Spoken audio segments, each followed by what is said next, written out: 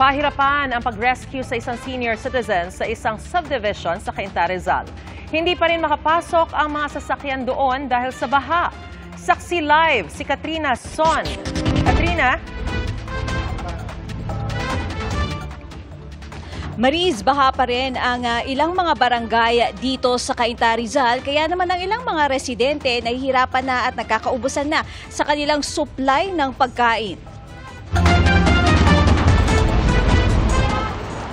Kakulangan sa tubig na maiinom at pagkain. Ito raw ang nararanasan ng ilang residente sa loob ng Vista Verde Subdivision dito sa Cainta, Rizal. Kaya naman di alintana ng ilang mga residente ang mataas na baha at malakas na ulan, makabili lang ng pagkain at maiinom. Sabi ng Pag-asa is 2 days na malakas pa rin ang ulan. So in preparation pa rin, mayroon kami supply. Kasi yung supply namin before is yung for 2 days na naubos na. Yung tindahan kasi ubos na rin yung mga supplies nila. Paano po doon? May makakain pa?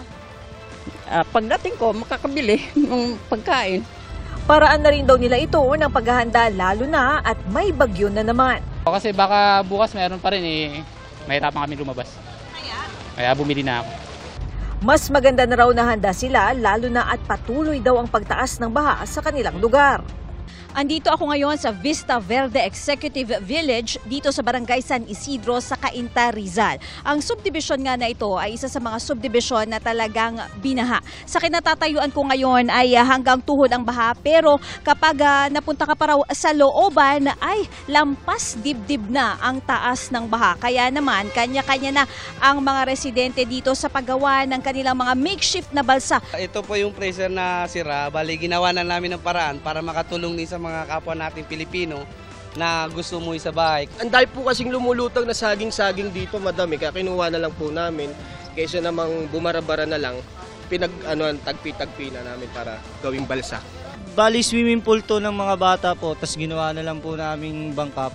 At dahil din sa mataas na baha sa lugar, isang lalaking senior citizen ang kinailangang i-rescue. May re-rescue tayong senior na nahihirapan na huminga. Ni-rescue siya gamit ang military truck. Nang hindi na makapasok ang truck dahil sa taas ng baha, nagtulong-tulong ang rescuers gamit ang maliit na rescue boat. Samantala, baha rin sa ilang mga kalsada dito tulad ng Felix Avenue. Hindi na rin madaanan ng mababa at maliliit na sasakyan. Maging ang mga motor, hirap. Kaya naman maraming nagbalikang mga sasakyan. Ang ilan naman, nasiraan pa. Tumirik po ayaw na pumandar Hindi mo makapasok ngayon, ayaw mandar yung motor ko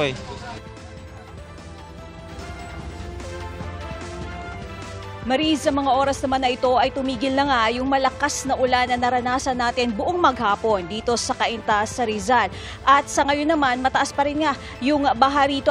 Sa kinatatayuan ko, Mariz, ay gutter deep ang baha. Pero sa likuran ko ay abot tuhod pa yan at sa gitna ay hanggang dibdib pa raw dyan yung baha. At live mula dito sa Cainta para sa GMA Integrated News, ako si Katrina Son, ang inyong saksi. Mga kapuso, maging una sa saksi. Mag-subscribe sa GMA Integrated News sa YouTube para sa iba't ibang balita.